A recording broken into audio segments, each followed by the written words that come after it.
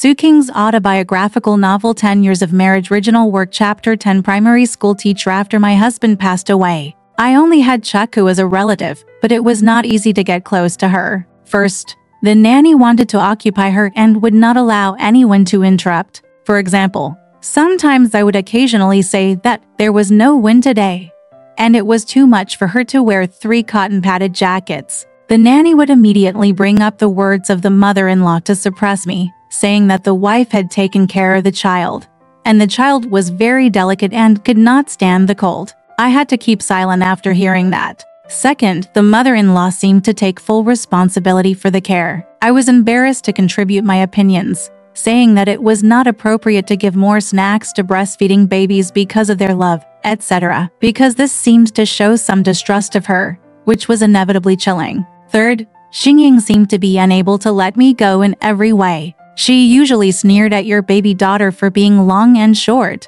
so how could she bear your real concern for the baby? Wouldn't she laugh at her big teeth? Thinking of Xingying, I really felt uncomfortable about everything, and life at home was really unbearable. So I went to find a relative and asked him if he could help me find a job. He said, I don't need to work in government agencies. I'd better teach in school for the time being. So he wrote a business card to introduce me to the director of the County Education Bureau. The County Education Bureau is on Fujian Street, quite far from this relative's house, so I had to hire a rickshaw to go there. I was nervous in the car. It was my first time to meet an official, and I didn't know how scary it would be. What should I say when we meet? Do I have to say a few words of inferiority to ask for cultivation? Or just brag about him, saying that I am an education expert and I came to find a position because I am enthusiastic about serving society? Before I finished thinking, the car had stopped at the door of the Education Bureau. How disappointing! I thought the government office must be very impressive, but who knew that there were only a few bungalows with a few strange and tacky slogans painted on the wall with white words on a blue background. There was a rectangular wooden sign hanging at the door. The wooden board was very dirty and mixed with the black words, but it was still recognizable as the Education Bureau. I finally found the message room, but the doorman was dozing off. I said I wanted to see Director Hua, and he opened his eyes wide, looked at me in disbelief, and then said with contempt, "Speak more clearly.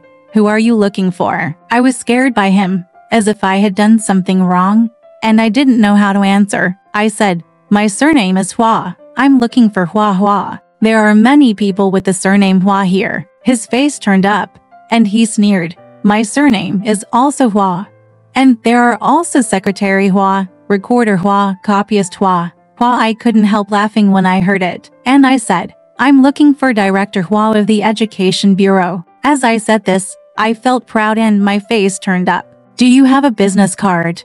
he asked. I answered yes, and handed him my relative's business card. After a while, he invited me in. I followed him through an uneven stone-paved road, with a muddy patio in the middle, no flowers planted, and no dead grass. The stone steps were also tilted, and if I wasn't careful, I would slip and fall. I grumbled in my heart, like this kind of building, even if he gave me the position of director, I would not be happy to work here. Where can it be compared with the C University campus? The white and neat cement road, through a large green grass. Even in the severe winter, the emerald color is temporarily hidden, but in the withered and desolate, it can often be covered with a vast expanse of white velvet like snow blanket. Silver is not enough to describe its luster, rhinestones are not enough to compare its whiteness. In this crystal-clear world, can reflect the pure scholarly demeanor of Ying Keeman. I don't know what kind of person this flower education director is.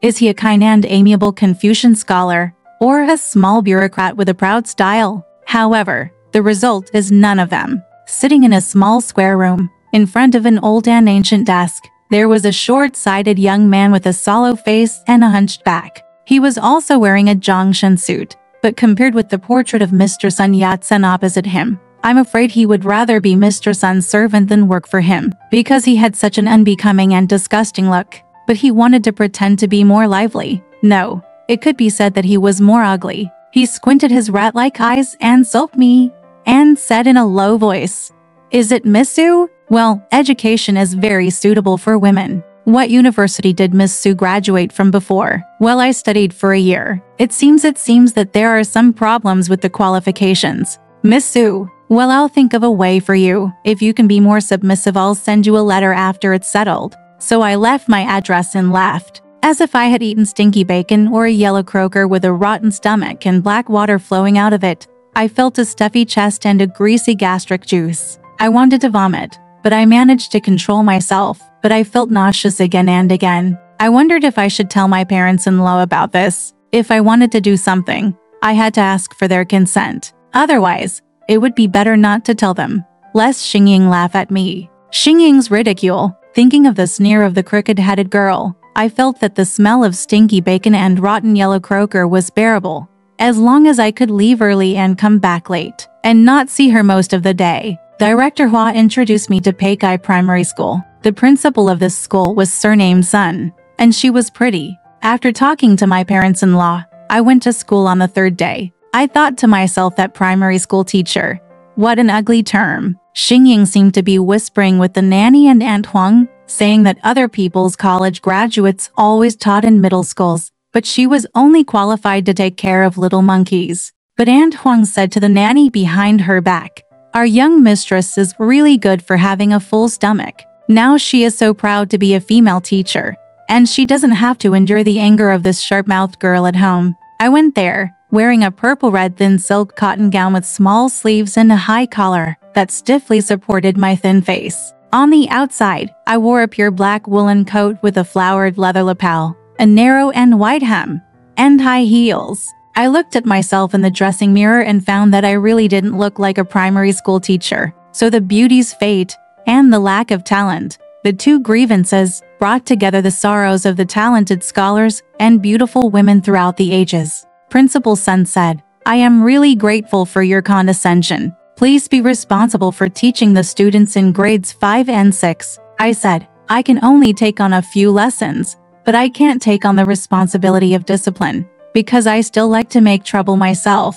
How can I teach others with a stern face?" Principal Sun smiled and said that he had something to do and he didn't come to school often. He asked Mr. Su to discuss and distribute the homework in the school with another female teacher named Chen. Ms. Chen was a kind lady, young, beautiful, optimistic, but a little simple-minded. She asked me where I graduated from. I was embarrassed to say that I had been to college, so I just said that I graduated from a certain girls' school. Now I was to board at home, so I was willing to take on some homework for fun. She waved her hands and said, "It's not easy to teach here for fun. There are only 2 of us teachers. Principal Sun is a nominal teacher. He doesn't come to the school often when he has nothing to do, sitting into classrooms respectively, going back and forth, and must not be absent. Otherwise the students will make a mess." She also said that except for 2 classrooms and an office, the rest of the people here live in other people's homes. There are many shrews in these people's homes. If the students shout too hard, they will come out to interfere. "Does the school rent houses for them to live in?" I asked. No. It was the school that rented 2.5 rooms from them, and they couldn't afford the rent, so they could only go around and make trouble. Mr. Hong, who came here before age, left in anger because he couldn't argue with them. She told me. I was silent. Since I was here, I should make the best of it. I couldn't just say I didn't want to teach after entering the school, and then go home to be a young lady and make Xingying laugh. I had to grit my teeth and endure any hardship. Being a man is to fight for one's dignity. If I don't fight for one's dignity, my future will be even more difficult. Mr. Chen asked me to teach the 1st and 2nd grade students of the senior primary school. The classroom was upstairs, and she was in the classroom downstairs. There were only 18 or 19 students in the 1st and 2nd grades of the senior primary school, and there were a few girls. She looked about the same age as me. The classroom downstairs included the 1st, 2nd, 3rd and 4th grades of the primary school, and the 1st grade was divided into spring and autumn. When Mr. Chen was teaching Chinese, he would say flowers bloom for a while. And then when Sima Guang was a teenager, he was very busy and couldn't stop talking. I stood upstairs, because there were fewer people and the students were older. It was quieter. I taught very quickly. After I finished, I asked them to read it themselves and ask questions if they didn't understand it. At the same time, I listened carefully to see if there was any noise downstairs. Mr. Chen said to me, "Everyone should change their minds. How about she teach upstairs and I teach downstairs in the general knowledge class?" I nodded, worried that I didn't have much general knowledge at all. So how should I teach? I taught general knowledge in the same way as Chinese. I read to them first, then taught them how to write.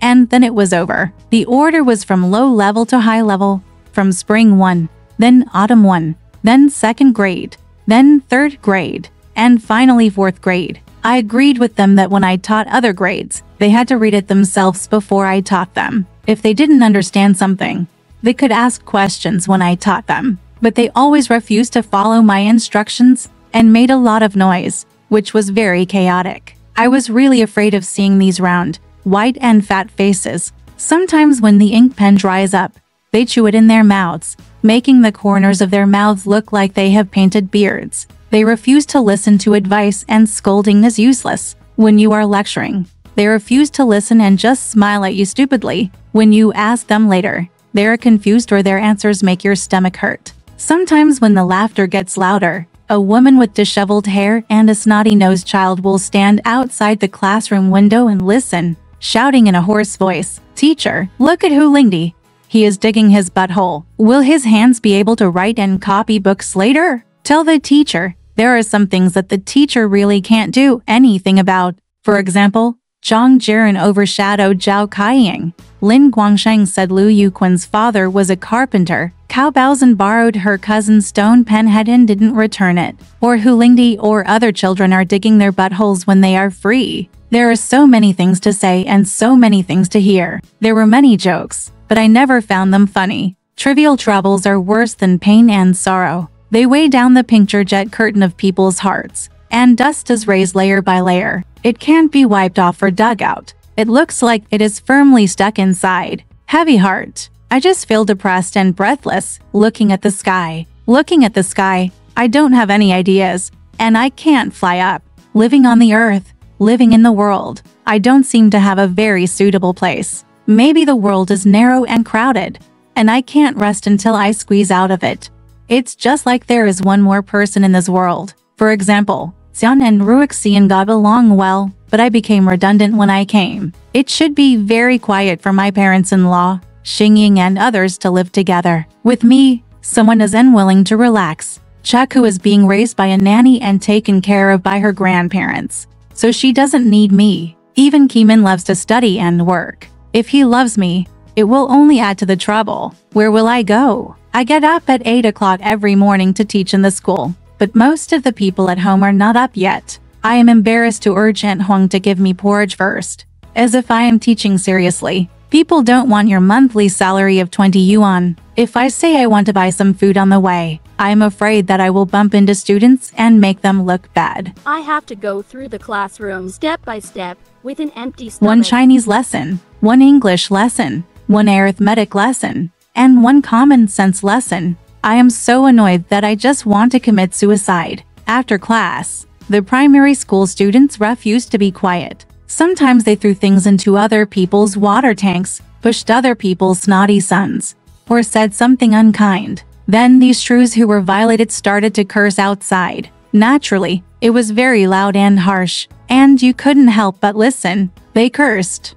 Are all these teachers blind? They don't see these little monkeys making a mess. When Principal Zizhen comes, I will tell him that men are sensible after all. Bah! I will smash your rice bowls. People with ability will not come to such a school. The more they cursed, the more excited they became. I was stunned. Mr. Chen wanted to rush out of the office to fight with them. Seeing that I would not help, he had to find a few older students to ask them to intervene, especially the 2 female students who were about my age in the classroom upstairs. They spoke fluently and straightforwardly, suppressing the curses of the shrews. In the afternoon, we always worked on music. The high school and the primary school were in the same classroom. Chen and I also divided the work and cooperated. That is, one taught and the other supervised. I said to her, I would rather supervise, because although I am not good at music, the music students in C University are much better. I am used to the sound of the piano, a bell. I really can't sing the fisherman's song,